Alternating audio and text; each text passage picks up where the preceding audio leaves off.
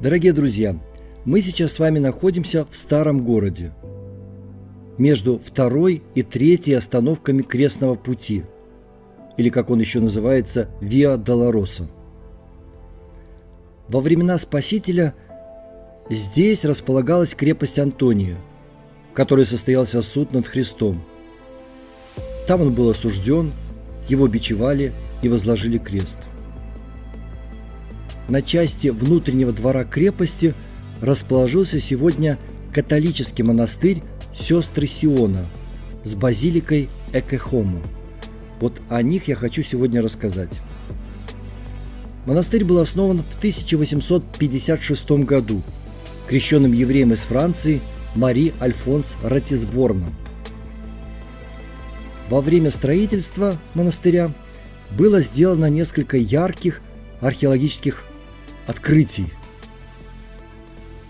но о них чуть позже. Посмотрите на арку, соединяющую дома на улице. Это был вход в римский форум времен императора Адриана, то есть это часть здания II века нашей эры. Раньше считали, что это не арка, а балкон, на котором Понтий Пилат обратился к народу. Как написано в Евангелии, тогда вышел Иисус в терновом венце и в багрянице, и сказал им Пилат: «Се человек». По-латински «эке хомо». Но археологи пришли к заключению, что это не балкон, а арка и более позднего времени, но выложена она и правда из каменных блоков времени Христа и на том самом месте, где был балкон, на который вышел Понтий Пилат. Сама базилика освящена в честь тернового венца Спасителя в 1906 году.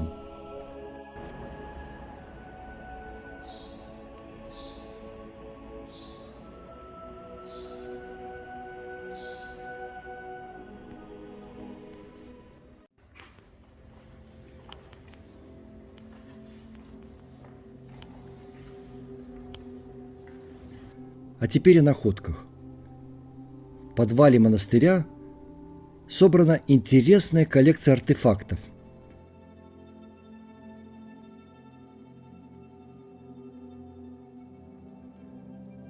Это масляные светильники IV-V века.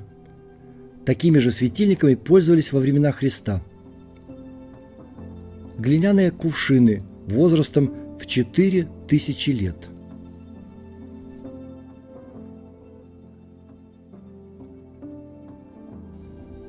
Асуарии – ящики для повторного захоронения костей. Археологами были найдены кости для жребия, игральные кости. Вполне возможно, бросая именно эти кости, легионеры разыгрывали жребий о хитоне Иисуса. Воины же, когда распяли Иисуса, взяли одежды его и разделили на 4 части – каждому воину по части и хитон. Хитон же был не сшитый, а весь тканый сверху. И так сказали друг другу: не станем раздирать его, а бросим о нем жребий, чей будет.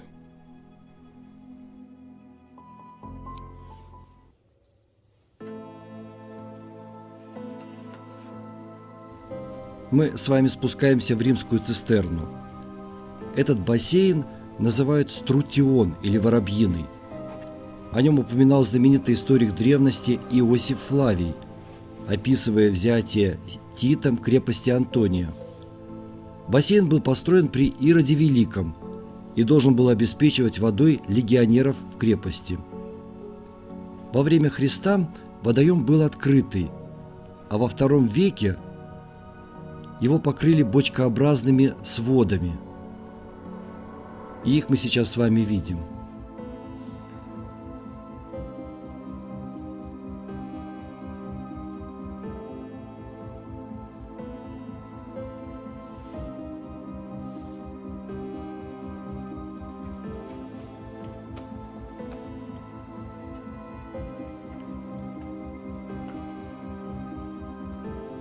приближаемся к Лифостратону. Вот что написано в Святом Евангелии. Пилат, услышав это слово, вывел вон Иисуса и сел на судилище, на месте, называемом Лифостратон, а по-еврейски Гаваффа. Название Лифостратон греческое и происходит от двух слов: литос – камень, тротос – помост, возвышение. Посмотрите, эти камни – часть мостовой II века, но среди них есть плиты и времени Христа.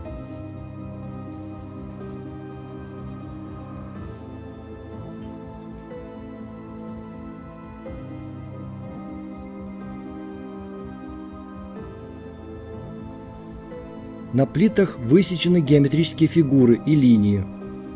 Можно рассмотреть разные символы.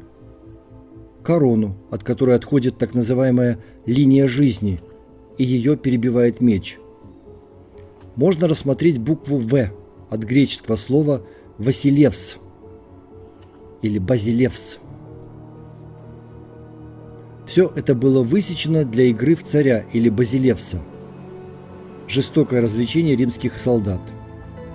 По правилам забавы на осужденного на смерть узника надевали багряницу и терновый венец.